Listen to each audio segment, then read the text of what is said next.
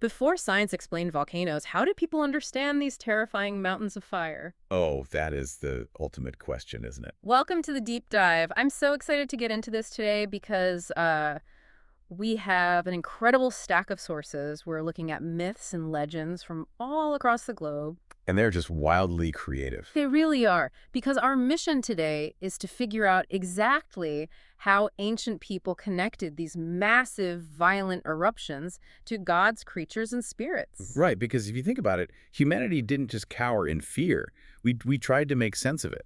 We actively tried to tame that raw power, at least through our stories. Yeah, imagine you're the curious third person in the room with us right now. Put yourself in the shoes of someone living thousands of years ago. You don't have modern geology. No satellite imaging. Exactly. You don't know what a tectonic plate is. You certainly don't know about magma chambers beneath the Earth's crust. All you know is that the huge mountain looming in your backyard just violently explodes. It tears open the sky, ash everywhere. It chokes the air with this thick black smoke and bleeds red-hot molten rock that incinerates literally everything in its path. And the smell. It smells like sulfur and burning earth. The ground is physically shaking. It is just complete sensory overload. Okay, let's unpack this, because the ways different cultures chose to explain that fire aren't just good campfire stories. There is a deep psychological need happening here. Absolutely.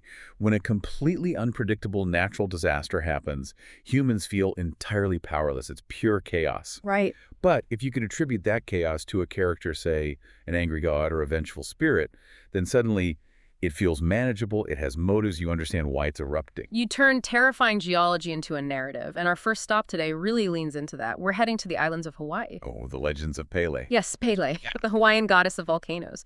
And she's not some distant deity sitting quietly in the sky. Her emotions are intensely physically translated into the landscape itself. She literally is the landscape. Her anger is the immediate physical reality of the magma boiling over. Yeah, when she gets furious, the sheer force of her emotions causes the eruptions, and when she stamps her feet in rage. That causes the earthquakes, which is just a brilliant ancient observation, by the way. It really is.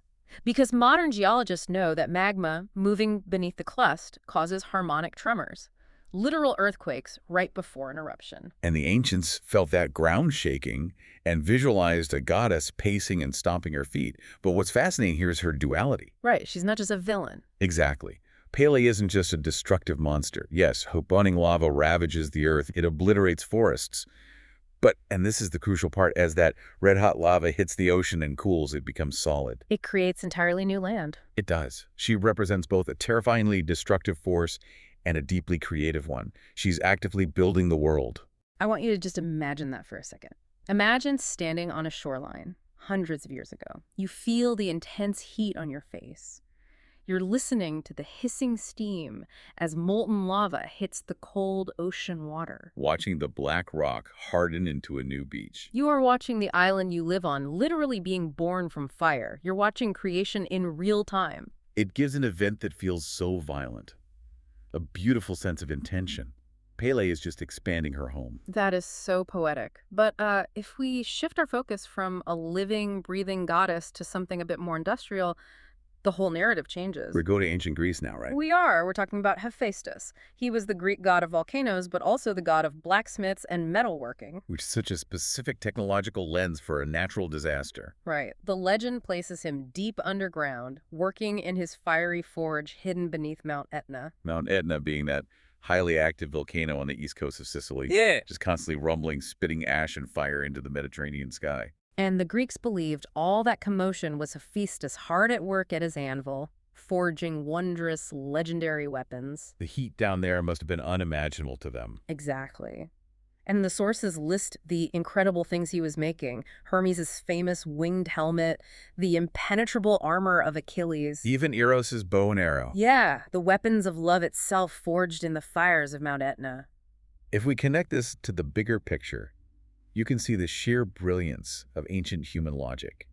They didn't just invent monsters out of thin air. They used what they knew. Exactly. They took the most advanced human technology of their time, metalworking, smelting, and scaled it up to a divine level. They heard rhythmic clanging from the mountain and thought, that sounds exactly like a forge, just infinitely larger. It makes perfect logical sense based on the evidence they had. They mapped human industry right onto the mountain. It's a highly rational deduction. But while the Greeks saw a workshop, other cultures saw a much more immediate life or death situation. Here's where it gets really interesting. Let's head over to New Zealand. The Māori legends, these are incredibly dramatic. Like an ancient action survival thriller. It features a revered medicine man, or tohunga, named Ngatoro. This story highlights a totally different extreme of nature. Right, because Ngatoro decides to climb this massive, formidable mountain. But as he gets higher, the environment turns hostile. The biting, freezing cold. Exactly. Imagine the oxygen thinning, the temperature plummeting, the ice is freezing your breath to your face. He is stranded on this peak, slipping into hypothermia. The cold is actively killing him. Which is a very real, tangible danger at high altitudes. The myth grounds itself in that relatable fear of freezing to death. But his rescue is spectacular. Ngatoro has two sisters back home, Kuai and Hangaroa. They sense he's in mortal danger, but they don't just send a search party. No, they send fire demons. Yes. The legends say they call upon these fire demons and they travel right through the ground. They tunnel violently beneath the earth, bringing intense, roaring heat. Tearing through the rock. And they finally burst right out of the mountain peak to warm Ngatoro and save his life. And that explosive arrival, those fire demons tearing through the crust, is what formed the volcano Ngauruhoe. The visual contrast is stunning. A man freezing on a white, icy peak, and suddenly the ground splits open and red-hot demons burst out into the freezing air. Radiating life-saving heat. It perfectly captures nature's extreme dualities. You have the deadly, silent cold shattered by the violent, terrifying heat of the geothermal earth. It frames the volcano as a deliberate rescue mission. Exactly. A force of salvation in a frozen wasteland. It's so dramatic. But let's completely shift the emotional tone now. Not all of these myths are high-octane action stories. Some are incredibly somber. Poignant, really. Very. We're traveling to the lands of the Aztecs in what is now modern-day Mexico, and this story centers around two specific towering volcanoes. Popocatépetl and Iztaccíhuatl, two very prominent peaks dominating the skyline. And the Aztecs believed these two massive mountains used to be human. They were a beautiful princess, Iztaccíhuatl the White Lady, and a brave warrior, Popocatépetl, which means the Smoking Mountain. A classic sweeping romance. But it ends in profound tragedy. Through false reports of his death in battle, the princess actually dies of a broken heart. It's heartbreaking. And when the warrior returns and finds her dead, his grief is insurmountable. The story says the gods took pity on them and turned them into these towering mountain peaks so they could remain together eternally. It's a breathtaking physical and emotional transformation. And there's a beautiful observable detail the Aztecs used this myth to explain. Right, the current state of the volcanoes. Yes. Popocatépetl is highly active. It regularly releases massive plumes of smoke today. Meanwhile, Iztaccíhuatl is dormant, her peaks covered in white snow, resembling a sleeping woman. And the legend says that smoke isn't just ash and gas. No. The Aztecs believed those plumes of smoke were Popocatépetl way of showing he is still keeping his eternal vigil. Standing guard. Exactly.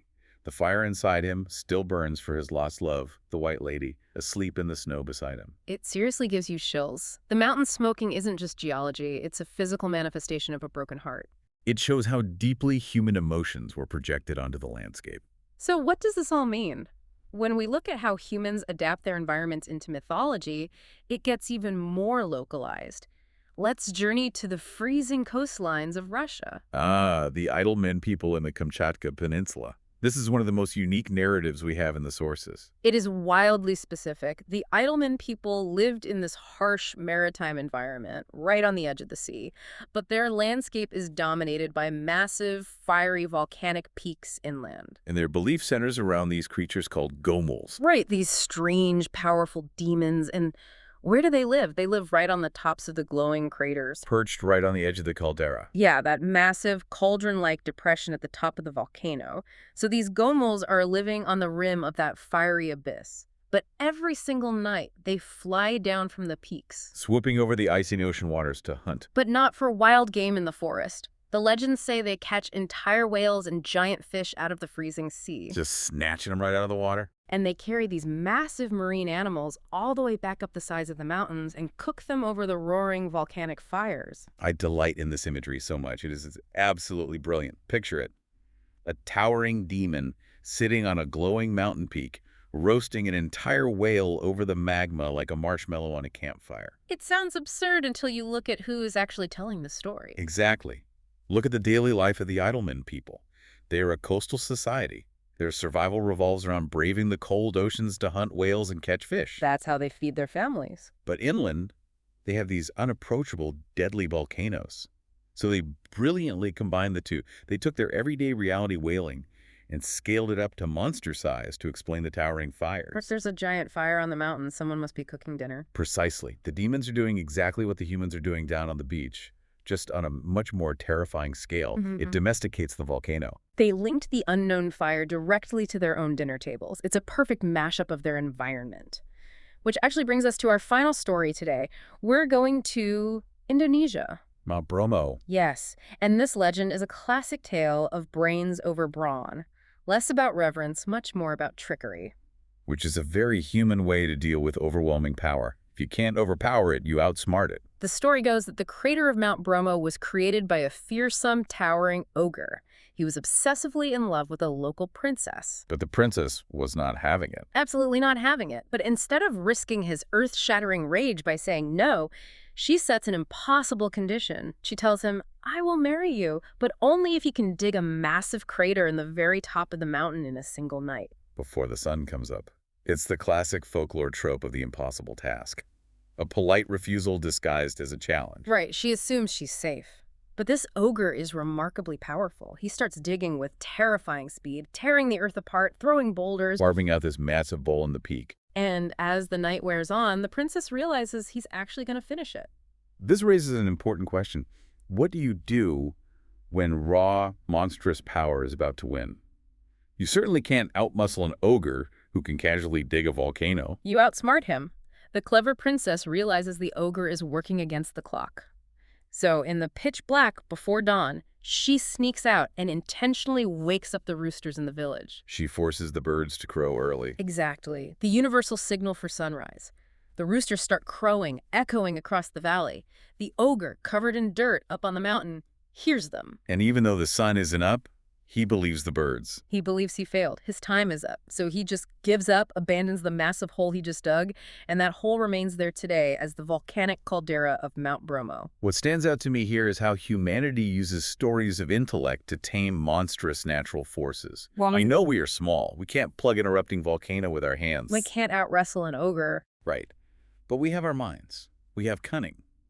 This myth tells us that human intellect can outmaneuver even the most destructive, overwhelming forces in nature. It's incredibly empowering. We've journeyed through this amazing collection of stories today, and the patterns are just fascinating. It really are. Without modern science, humans used exactly what they had in their own environments and their own hearts to understand this raw power. They looked at the flying sparks and saw their own blacksmiths at the forge. They looked at the smoke and saw their own grief, a warrior keeping vigil. They saw the whales they hunted being roasted for dinner, or the clever tricks they played to survive. It reflects a deeply intertwined relationship between awe-inspiring nature and the boundless human imagination. It's beautiful. And it's important to remember, these aren't just primitive guesses. They are highly sophisticated emotional frameworks. They allowed ancient people to live beside these ticking time bombs and feel a sense of connection. The mountain wasn't just rocks and magma. It was a mirror reflecting their own lives back at them. Exactly. The physical landscape and their internal psychological landscape were totally unified. It really makes you look at the world a little differently, which leaves you with something really fascinating to think about as we wrap up this deep dive today. Oh, I like where this is going. If ancient humans used their daily lives, their romances, and their imaginations to create myths that explained the mystery of volcanoes, what unexplainable mysteries in our modern world are we currently creating myths for today, just waiting for future science to finally catch up? It is a phenomenal question to carry with you. Thanks for joining us on this deep dive. See you next time.